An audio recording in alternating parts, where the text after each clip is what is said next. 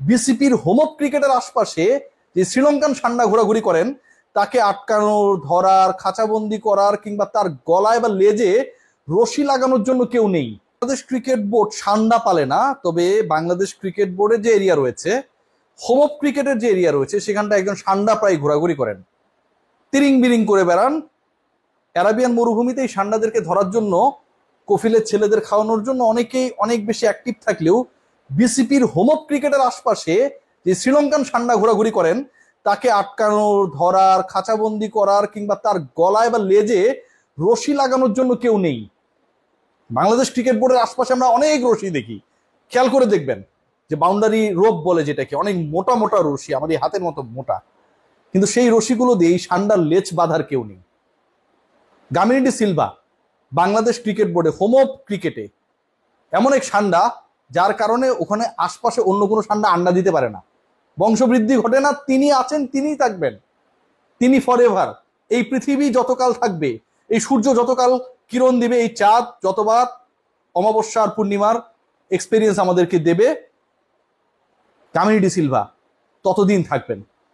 মিরপুরের home of cricket লাগোয়া তার যে একটা নিজস্ব 5 স্টার রুম রয়েছে, সেখানকার জানালা খুলে সূর্য দেখবেন, চাঁদ দেখবেন এবং জাতীয় দলের ক্রিকেটারদেরকে শাসাবেন, সান্ডাগিরি করবেন। এবাদত হোসেনকে দেখে নেওয়ার হুমকি দিয়েছেন একজন কিউরেটর। সোজা বাংলায় বললে বাংলাদেশ ক্রিকেট বোর্ডের একজন চাকর আমার দেশের একজন ন্যাশনাল হিরোকে দেখে নেওয়ার হুমকি দিয়েছেন। বেশি বাড়াবাড়ি করলে তিনি একজন পার্টিকুলার বোর্ড ডিরেক্টরকে বলে এবাদতকে জাতীয় দলের বাইরে কিক আউট করবেন, সেই হুমকি দিয়েছেন একজন চাকর। বাংলাদেশ ক্রিকেট বোর্ডের বেতনে যার সংসার চলে, সেই সান্ডা গামিনী আমার দেশের ন্যাশনাল হিরোকে বাংলাদেশের সবচেয়ে জনপ্রিয় আলোচিত মাঠে সবুজ গালিচার সামনে দাঁড়িয়ে, 22 গজের সামনে দাঁড়িয়ে এই হুমকি দেন। এবাদত শুধু এ ব্যাপারে কোনো কিছু বলেন না, কিন্তু তার পাশে বোলিং কোচ নাজমুল সাহেব তিনি কিন্তু সেটা স্বীকার করেছেন। এ নিয়ে গামিনীকে ডাকা হয়েছে, পরবর্তীতে ভুল স্বীকার করেছেন, কিন্তু তার এই সান্ডাগিরি থামেনি। তাতে একজন কিউরেটর একজন ন্যাশনাল ক্রিকেটারকে বাদ দেওয়ার ক্ষমতা রাখার দাবিদার হন কি করে?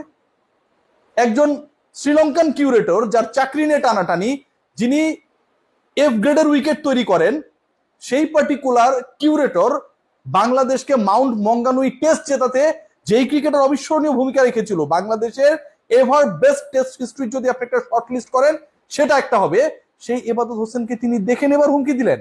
তিনি দেখে নেবেন তিনি কে, যিনি বাংলাদেশি ন্যাশনালিটি না, ক্রিকেট বোর্ডের কোনো অবৈতনিক পরিচালকের পদে তিনি নেই, তিনি এই সান্ডাগিরি করেন এখানটায়। গত শুক্রবারে নিউজিল্যান্ড এবং বাংলাদেশ এই টিমের খেলা হচ্ছিল, আপনারা সবাই জানেন, এবং সেন্টারের পাশের যে উইকেটটা রয়েছে, সেন্টার উইকেটে তো ম্যাচই চলছিল, সেই পাশের উইকেটে বোলিং কোচ নাজমুল ভাইয়ের সাথে ইবাদত হোসেন তার বোলিং প্র্যাকটিস করছিলেন। ইনজুরি থেকে ব্যাক করেছেন ইবাদত।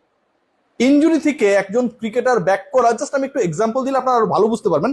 ধরেন আমার হাতে এই জায়গাটা কেটে গেছে, যে কারো যদি কেটে যায়, এই জায়গাটা একদম প্রপারলি ঠিক না হওয়া পর্যন্ত, আগের অবস্থায় না ফেরা পর্যন্ত আশপাশে কেউ হাত দিলেও কিন্তু আমরা চমকে উঠি। ইবাদত ইনজুরিতে পড়েছেন, অস্ত্রোপচারের মধ্য দিয়ে গেছেন, কামব্যাক করার চেষ্টায় রয়েছেন, বাংলাদেশ দলে এই পেসারকে দরকার। তিনি যখন বল করছিলেন, ল্যান্ডিং স্টেপ যেখানটায় দিচ্ছিলেন ওই উইকেটে, সেন্টারের পাশের উইকেটে, সেখানকার হচ্ছে ধুলাবালি উঠছিল, মাটি খসে পড়ছিল। একজন ক্রিকেটারকে নতুন করে ইনজুরিতে পড়ার জন্য এটা যথেষ্ট না? যথেষ্ট। যখন তাকে জানানো হয় যে কি উইকেট বানান, এইরকম উইকেটে পড়লে তো বা এইরকম উইকেটে প্র্যাকটিস করলে তো আমরা ইনজুরিতে পড়তে পারি, তখন সে উত্তর দেন, তুমি তোমার কাজ করো, আমি আমার কাজ করেছি। ক্রিকেট বোর্ডের অমুক পরিচালককে বলে তোমাকে আমি হচ্ছে এখান থেকে বাইর করে দেওয়ার ব্যবস্থা করব, জাতীয় দলে তুমি কিভাবে চান্স পাও সেটা আমি দেখে নিব। How funny!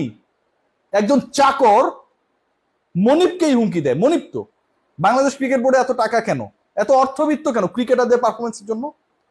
ক্রিকেটাররা পরিশ্রম করেন, ঘামেন, তারা তাদের অধ্যবসায়ের মাধ্যমে সাকসেসফুল হন দেখে ব্র্যান্ড আসে, ব্রডকাস্ট রাইট কেউ না কেউ পায়, গ্রাউন্ডস রাইট কেউ না কেউ পায়, আইসিসিতে আমাদের একটা র্যাঙ্কিং থাকে, সেটার জন্য আইসিসির যে লভ্যাংশ সেটার ভাগ আমরা পাই, হিসাব বরাবর। এবাদতরা আমাদের হিরো, আমাদের মনিপ, আমাদের ক্রিকেটের মনিপ, এই মনিপদেরকে চাকর হুমকি দেন, বাসের থেকে কঞ্চি বড় হয়ে যায়।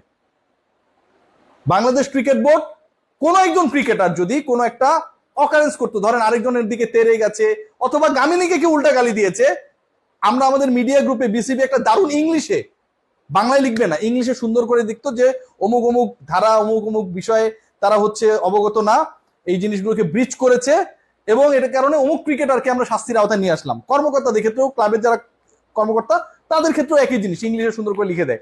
ইংলিশে যেহেতু বিসিবি লেখে, ওটা তো ভুলার সুযোগ নেই, ইংলিশে লিখলে সবাই বলে যে এটা ঠিকই আছে। ক্রিকেট বোর্ড কিন্তু খুব দ্রুত ওই প্রেস রিলিজটা দিয়ে দেয়। কিন্তু আমার সান্ডাগামিনী, ওই যে বললাম যে কাউকে আন্ডা পাততে দেয় না, এই কারণে অন্য কোনো কিউরেটর তৈরি হয় না। কোনো বাংলাদেশের লোকাল কিউরেটর এত মাঠ পরিচর্যা করতে পারে, হোম ক্রিকেটে ঢুকতে পারে না। ওখানটা যে জাদুটোনা করে রেখেছে, তিনি চলে গেলে কি হবে, তার বিরুদ্ধে তো কোনো কিছু করা যাবে না। গ্রাউন্ডস কমিটি করেনি, অপারেশনস করেনি, এবং ক্রিকেট বোর্ডের বিতর্কিত প্রেসিডেন্ট ফারুক আহমেদ পর্যন্ত এই ব্যাপারে কোনো ধরনের ওপেন অ্যাকশন দেননি। খেয়াল করে দেখুন, মানা যায় ভাই, মানা যায়। বাংলাদেশ ক্রিকেট বোর্ডের ক্রিকেট এবং ক্রিকেটারের বাইরে অন্য যত কিছু আছে দুনিয়ার সবকিছু নিয়ে টেনশন রয়েছে, চিন্তা রয়েছে, ভালোবাসা রয়েছে, আবেগ রয়েছে। ক্রিকেটারদের নিয়ে এবং ক্রিকেটকে নিয়ে কোনো চিন্তা নেই। র্যাঙ্কিং এ আমরা 10 নম্বরে। আমরা টি-20 হারি আরব আমিরাতের সাথে, আমরা টেস্টে হারি জিম্বাবুয়ের সাথে, এবং আরেকজন এসে, যেহেতু আমরা ফরেনারদের সাথে হারছি, তিনিও ফরেনার, শ্রীলঙ্কার ন্যাশনালিটি, দেখে নেয়ার হুমকি দেয়। গামিনী ডি সিলভার এই পাওয়ার, এই বিশাল ক্ষমতার উচ্চটা কি? চান্ডিকা হাথুরুসিংহে বাংলাদেশে ছিলেন, ফারুক আহমেদ তিনি আসার পর তার যে অপকর্ম সেটার একটা বিচার হয়েছে, ফারুক আহমেদের ভালো কাজগুলোর একটা, তাকে বিদায় করতে পেরেছিলেন। গামিনী ডি সিলভা তিনি যে লঙ্কান ডাম্বুলা থেকে যে মধুটা নিয়ে আসেন, এটা কি ভাই বেশি প্রিয়? সুন্দরবনে এত ভালো পাওয়া যায় না, সবখানে একটা মাখামাখি অবস্থা, একে কেউ সরাতে চায় না এই মধুর গন্ধে। কি পায়? নাজমুল হাসান পাপনের 16 বছরের অপকর্ম নিয়ে অনেক আলোচনা হয়, অপকর্ম করলে বিচার করেন। গামিনী ডি সিলভা নিয়োগ, এবং গামিনী ডি সিলভা একজন ক্রিকেটারকে হুমকি দেয়। মুশফিকের সাথে এর আগে এই বেয়াদব লোক লেগেছিলেন, খেয়াল করে দেখবেন, আমাদের মুশফিকের সাথে লেগেছিলেন তিনি মাঠের মাঝখানে। কোন ক্রিকেটার, কোন সাবেক ক্যাপ্টেন, কোন পঞ্চম পাণ্ডবের কোন পাণ্ডব এর বানানো উইকেটকে, এর কর্মকাণ্ডকে ভালো স্বীকৃতি দেয় নাই। সেই লোক আজকে এই হুমকি দেন, দেখে নেবার। আমরা চাই এটা ওপেন হোক, গামিনী ডি সিলভা কি করতে পারেন ইবাদতকে দেখে নিক, আমরা এটা দেখতে চাই।